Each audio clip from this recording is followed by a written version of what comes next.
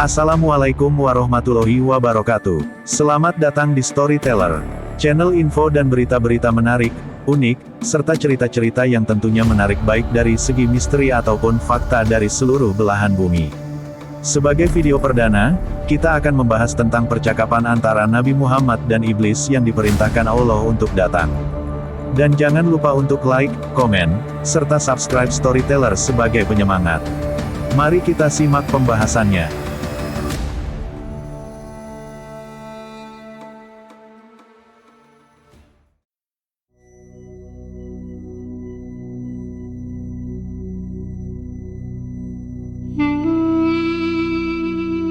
Diriwayatkan oleh Muaz bin Jabal radhiyallahu anhu dari Ibnu Abbas radhiyallahu anhu.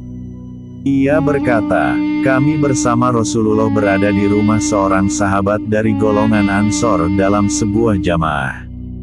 Tiba-tiba, ada yang memanggil dari luar. Wahai para penghuni rumah, apakah kalian mengizinkanku masuk, karena kalian membutuhkanku? Rasulullah bertanya kepada para sahabat, apakah kalian tahu siapa yang menyeru itu? Para sahabat menjawab, tentu Allah dan Rasul-Nya lebih mengetahui. Rasulullah berkata, dia adalah iblis yang terkutuk, semoga Allah senantiasa melaknatnya. Umar bin Khattab berkata, ya Rasulullah, apakah engkau mengizinkanku untuk membunuhnya? Nabi Muhammad berkata pelan, bersabarlah wahai Umar, apakah engkau tidak tahu bahwa dia termasuk mereka yang tertunda kematiannya sampai waktu yang ditentukan? Sekarang silakan bukakan pintu untuknya, karena ia sedang diperintahkan oleh Allah untuk menemuiku. Ibnu Abbas berkata, maka dibukalah pintu, kemudian iblis masuk ke tengah-tengah kami. Ternyata dia adalah seorang yang sudah tua renta dan buta sebelah mata. Dagunya berjanggut sebanyak 7 helai rambut yang panjangnya seperti rambut kuda, kedua kelopak matanya memanjang terbelah ke atas tidak ke samping. Kepalanya seperti kepala gajah yang sangat besar, gigi taringnya memanjang keluar seperti taring babi, kedua bibirnya seperti bibir macan atau kerbau. Dia berkata, Assalamualaikum ya Muhammad, Assalamualaikum ya jamaatal muslimin. Iblis berkata, wahai Muhammad, aku datang bukan karena keinginanku sendiri, tetapi aku datang karena diperintahkan Allah. Nabi Muhammad berkata, apa yang membuatmu terpaksa harus datang ke sini, wahai terlaknat? Iblis berkata, aku didatangi oleh seorang malaikat utusan Tuhan yang Maha Agung. Ia berkata kepadaku, sesungguhnya Allah menyuruhmu untuk datang kepada Muhammad dalam keadaan hina dan bersahaja. Engkau harus memberitahu kepadanya bagaimana tipu muslihat, godaanmu dan rekayasamu terhadap Bani Adam, bagaimana engkau membujuk dan merayu mereka. Engkau harus menjawab dengan jujur apa saja yang ditanyakan kepadamu. Jika engkau berbohong sekali saja dan tidak berkata benar, niscaya aku jadikan kamu debu yang dihempas oleh angin. Dan aku puaskan musuhmu karena bencana yang menimpamu. Rasulullah kemudian mulai bertanya, jika kamu jujur, beritahukanlah kepadaku, siapakah orang yang paling kamu benci? Iblis menjawab, engkau wahai Muhammad, engkau adalah makhluk Allah yang paling aku benci, dan kemudian orang-orang yang mengikuti agamamu. Rasulullah bertanya, siapa lagi yang kamu benci? Iblis berkata, anak muda yang takwa, yang menyerahkan jiwanya kepada Allah. Rasulullah berkata, lalu siapa lagi? Iblis menjawab, orang alim dan wara, menjaga diri dari syubhat, yang saya tahu, lagi penyabar. Lalu, siapa lagi? Lanjut Rasulullah. Orang yang terus-menerus menjaga diri dalam keadaan suci dari kotoran, jawab iblis. Rasulullah melanjutkan, lalu, siapa lagi? Jawab iblis. Orang fakir yang sabar, yang tidak menceritakan kefakirannya kepada orang lain dan tidak mengadukan keluh kesahnya. Rasulullah berkata lagi, bagaimana kamu tahu bahwa ia itu penyabar? Iblis menjawab, wahai Muhammad, jika ia mengadukan keluh kesahnya kepada makhluk sesamanya selama 3 hari, Tuhan tidak memasukkan dirinya ke dalam golongan orang-orang yang sabar. Lalu, siapa lagi? Lanjut Rasul. Orang kaya yang bersyukur, kata iblis. Rasulullah bertanya, bagaimana kamu tahu bahwa ia bersyukur? Iblis berkata, jika aku melihatnya mengambil dari dan meletakkannya pada tempat yang halal. Rasulullah lanjut bertanya, bagaimana keadaanmu jika umatku mengerjakan sholat? Aku merasa panas dan gemetar, jawab iblis. Kenapa wahai terlaknat? Kata Rasul. Iblis melanjutkan, sesungguhnya, jika seorang hamba bersujud kepada Allah sekali sujud saja, maka Allah akan mengangkat derajatnya 1 tingkat. Rasulullah bertanya lagi, bagaimana jika mereka mengerjakan puasa? Iblis menjawab, saya terbelenggu sampai mereka berbuka puasa. Rasulullah melanjutkan, jika mereka menunaikan haji. Iblis berkata, saya menjadi gila. Rasulullah, jika mereka membaca Al-Quran. Iblis, aku meleleh seperti timah meleleh di atas api. Rasulullah, jika mereka berzakat. Iblis, seakan-akan orang yang berzakat itu mengambil gergaji, kapak dan memotongku menjadi 2. Rasulullah, mengapa begitu wahai Abu Murrah? Iblis menjelaskan, sesungguhnya ada 4 manfaat dalam zakat itu. Pertama, Tuhan menurunkan berkah atas hartanya. Kedua, menjadikan orang yang berzakat disenangi makhluknya yang lain. Ketiga, menjadikan zakatnya sebagai penghalang antara dirinya dengan api neraka. Keempat, dengan zakat, Tuhan mencegah bencana dan malapetaka agar tidak menimpanya. Rasulullah meneruskan pertanyaan, apa pendapatmu tentang Abu Bakar? Iblis menjawab, wahai Muhammad, pada zaman jahiliyah, dia tidak taat kepadaku, bagaimana mungkin dia akan mentaatiku pada masa Islam? Apa pendapatmu tentang Umar? Kata Nabi, demi Tuhan, tiada aku bertemu dengannya kecuali aku lari darinya, jawab iblis. Lanjut Rasulullah, apa pendapatmu tentang Utsman? Iblis menjawab, aku malu dengan orang yang para malaikat saja malu kepadanya. Rasulullah berkata, segala puji hanya bagi Allah yang telah membahagiakan umatku dan menyengsarakanmu sampai hari kiamat. Iblis yang terlaknat berkata kepada Muhammad, hai Hatta, tidak mungkin, tidak mungkin. Mana bisa umatmu bahagia sementara aku hidup dan tidak mati sampai hari kiamat?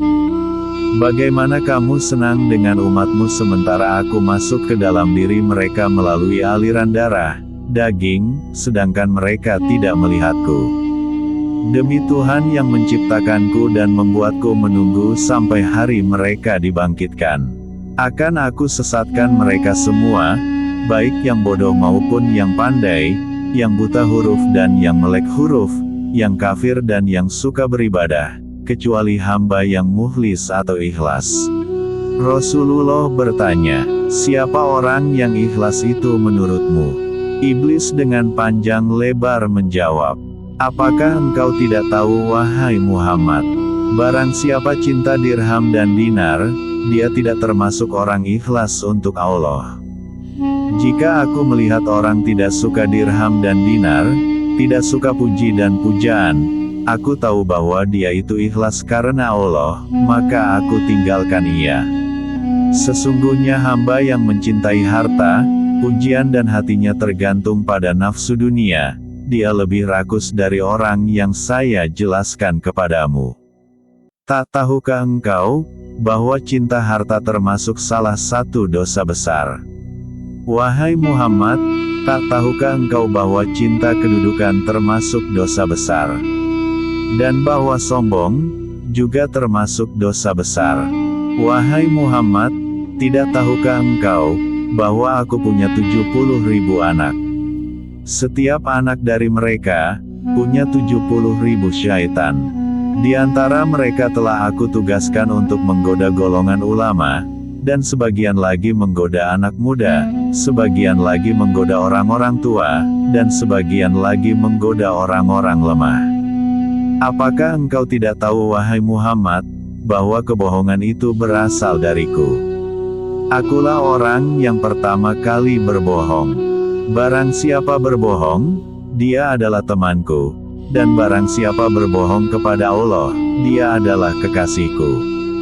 Apakah engkau tidak tahu, bahwa aku bersumpah kepada Adam dan Hawa, demi Allah aku adalah penasihat kamu berdua. Maka, sumpah palsu merupakan kesenangan hatiku, ghibah, membicarakan kejelekan orang lain, dan namimah, mengadu domba adalah buah kesukaanku. Melihat yang jelek-jelek adalah kesukaan dan kesenanganku. Barang siapa talak, bersumpah untuk cerai, dia mendekati perbuatan dosa, meskipun hanya sekali, dan meskipun ia benar. Barang siapa membiasakan lisannya dengan ucapan cerai, istrinya menjadi haram baginya. Jika mereka masih memiliki keturunan sampai hari kiamat, maka anak mereka semuanya adalah anak-anak hasil zina. Mereka masuk neraka hanya karena satu kata saja. Wahai Muhammad, sesungguhnya di antara umatmu, ada yang mengakhirkan sholat barang 1-2 jam. Setiap kali mau sholat, aku temani dia dan aku goda dia. Kemudian aku katakan kepadanya, masih ada waktu, sementara engkau sibuk. Sehingga dia mengakhirkan sholatnya dan mengerjakannya tidak pada waktunya, maka Tuhan memukul wajahnya. Jika ia menang atasku, maka aku kirim satu syaitan yang membuatnya lupa waktu sholat. Jika ia menang atasku, aku tinggalkan dia sampai ketika mengerjakan sholat. Aku katakan kepadanya, lihatlah kiri kanan, lalu ia menengok. Saat itu, aku usap wajahnya dengan tanganku, dan aku cium antara kedua matanya, dan aku katakan kepadanya, aku telah menyuruh apa yang tidak baik selamanya. Dan engkau sendiri tahu, wahai Muhammad, siapa yang sering menoleh dalam sholatnya, Allah akan memukul wajahnya. Jika ia menang atasku dalam hal sholat, ketika sholat sendirian, aku perintahkan dia untuk tergesa-gesa. Maka ia mencucuk sholat seperti ayam mematuk biji-bijian dengan tergesa-gesa. Jika ia menang atasku, maka ketika sholat berjamaah, aku cambuk dia dengan cambuk, lalu aku angkat kepalanya sebelum imam mengangkat kepalanya. Aku letakkan ia hingga mendahului imam. Kamu tahu bahwa siapa yang melakukan itu, batallah sholatnya dan Allah akan mengganti kepalanya dengan kepala keledai pada hari kiamat nanti. Jika ia masih menang atasku, aku perintahkan dia untuk mengacungkan jari-jarinya ketika sholat, sehingga dia mensucikan aku ketika ia sholat. Jika ia masih menang, aku tiup hidungnya sampai dia menguap. Jika ia tidak menaruh tangan di mulutnya, syaitan masuk ke dalam perutnya dan dengan begitu ia bertambah rakus di dunia dan cinta dunia. Dia menjadi pendengar kami yang setia. Bagaimana umatmu bahagia, sementara aku menyuruh orang miskin untuk meninggalkan sholat. Aku katakan kepadanya, sholat tidak wajib atasmu. Sholat hanya diwajibkan atas orang-orang yang mendapatkan nikmat dari Allah. Aku katakan kepada orang yang sakit, tinggalkanlah sholat, sebab ia tidak wajib atasmu. Sholat hanya wajib atas orang yang sehat, karena Allah berkata, tidak ada halangan bagi orang buta, tidak pula bagi orang pincang, tidak pula bagi orang sakit. Demikianlah Allah menjelaskan ayat-ayatnya bagimu, agar kamu memahaminya.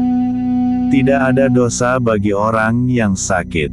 Jika kamu sembuh, kamu harus sholat yang diwajibkan, sampai dia mati dalam keadaan kafir. Jika dia mati dan meninggalkan sholat ketika sakit, dia bertemu Tuhan dan Tuhan marah kepadanya.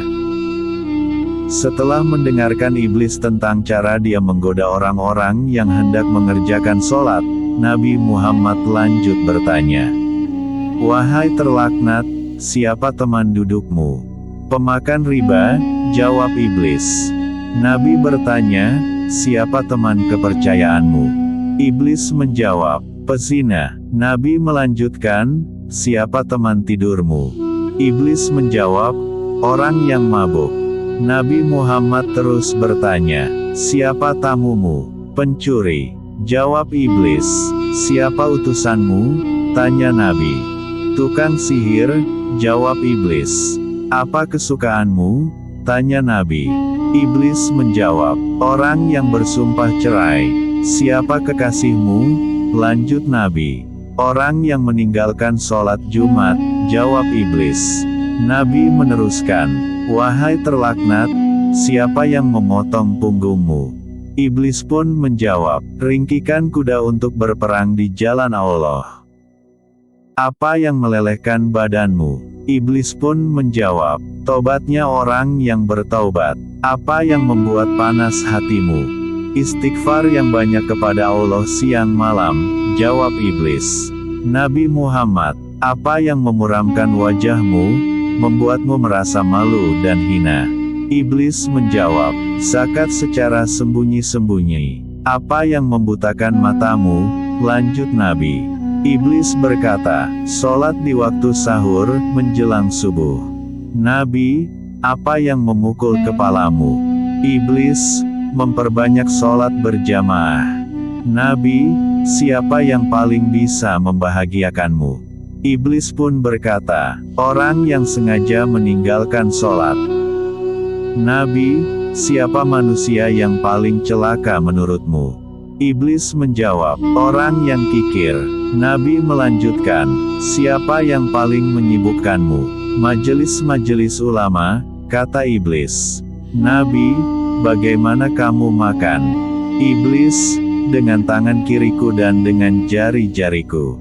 Nabi, di mana kamu lindungkan anak-anakmu ketika panas? Iblis, di balik kuku-kuku manusia. Iblis pun memberi penjelasan, setiap harta yang tidak dikeluarkan zakatnya maka saya ikut memakannya. Saya juga ikut makan makanan yang bercampur riba dan haram serta segala harta yang tidak dimohonkan perlindungan kepada Allah dari setan yang terkutuk. Setiap orang yang tidak memohon perlindungan kepada Allah dari syaitan ketika bersetubuh dengan istrinya maka syaitan akan ikut bersetubuh. Akhirnya melahirkan anak yang mendengar dan taat kepadaku. Begitu pula orang yang naik kendaraan dengan maksud mencari penghasilan yang tidak dihalalkan, maka saya adalah temannya. Iblis pun masih melanjutkan perkataannya. Saya memohon kepada Allah agar saya punya rumah, maka rumahku adalah kamar mandi. Aku memohon agar punya masjid, akhirnya pasar menjadi masjidku. Aku memohon agar punya Al-Quran, maka syair adalah Al-Quranku. Aku memohon agar punya azan, maka trompet adalah panggilan azanku. Aku memohon agar punya tempat tidur, maka orang-orang mabuk adalah tempat tidurku. Aku memohon agar aku punya teman-teman yang menolongku, maka kelompok Al-Qadariyah menjadi teman-teman yang membantuku. Dan aku memohon agar memiliki teman-teman dekat, maka orang-orang yang menginfakkan harta kekayaannya untuk kemaksiatan adalah teman dekatku.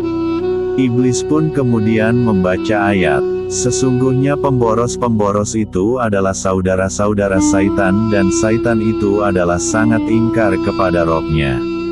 Rasulullah pun berkata, andai kata tidak setiap apa yang engkau ucapkan didukung oleh ayat-ayat dari kitabullah, tentu aku tidak akan membenarkanmu. Kemudian iblis masih melanjutkan perkataannya. Saya memiliki anak yang saya beri nama Atamah.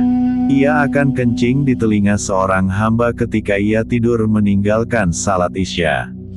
Andai kata tidak karenanya, tentu ia tidak akan tidur lebih dahulu sebelum menjalankan salat. Saya juga punya anak yang saya beri nama Mutakadi. Apabila ada seorang hamba melakukan ketaatan ibadah dengan rahasia dan ingin menutupinya, maka anak saya tersebut senantiasa membatalkannya, dan dipamerkan di tengah-tengah manusia, sehingga semua manusia tahu. Akhirnya Allah membatalkan 99 dari 100 pahalanya, sehingga yang tersisa hanya 1 pahala. Sebab, setiap ketaatan yang dilakukan secara rahasia akan diberi 100 pahala. Saya punya anak lagi yang bernama Kuhyal. Ia bertugas mengusapi celak mata semua orang yang sedang ada di majelis pengajian, dan ketika khatib sedang memberikan khutbah, sehingga mereka terkantuk dan akhirnya tidur, tidak dapat mendengarkan apa yang dibicarakan para ulama. Bagi mereka yang tertidur, tidak akan ditulis pahala sedikit pun untuk selamanya. Setiap kali ada perempuan keluar, pasti ada syaitan yang duduk di pinggulnya. Ada pula yang duduk di daging yang mengelilingi kukunya, di mana mereka akan menghiasi kepada orang-orang yang melihatnya. Kedua syaitan itu kemudian berkata kepadanya, "Keluarkan tanganmu." Akhirnya, ia mengeluarkan tangannya, kemudian kukunya tampak, lalu kelihatan nodanya. Orang yang bahagia dan beruntung adalah orang yang dijadikan bahagia oleh Allah sejak dalam perut ibunya, sedangkan orang yang celaka adalah orang yang dijadikan celaka oleh Allah sejak dalam perut ibunya. Kemudian Rasulullah membacakan firman dalam surah Hud ayat 118 dan 119. "Jikalau Rabb-mu menghendaki, tentu Dia menjadikan manusia umat yang satu, tetapi mereka senantiasa berselisih pendapat. Kecuali orang-orang yang diberi rahmat oleh Rabb-mu. Dan untuk itulah Allah menciptakan mereka. Kalimat Rabb-mu, keputusannya telah ditetapkan. Sesungguhnya aku akan memenuhi neraka jahanam dengan jin dan manusia yang durhaka semuanya." Dilanjutkan dengan, tidak ada suatu keberatan pun atas Nabi tentang apa yang telah ditetapkan Allah baginya. Allah telah menetapkan yang demikian, sebagai sunnahnya pada nabi-nabi yang telah berlalu dahulu. Dan adalah ketetapan Allah itu suatu ketetapan yang pasti berlaku. Demikianlah percakapan Nabi Muhammad dengan iblis atas perintah Allah.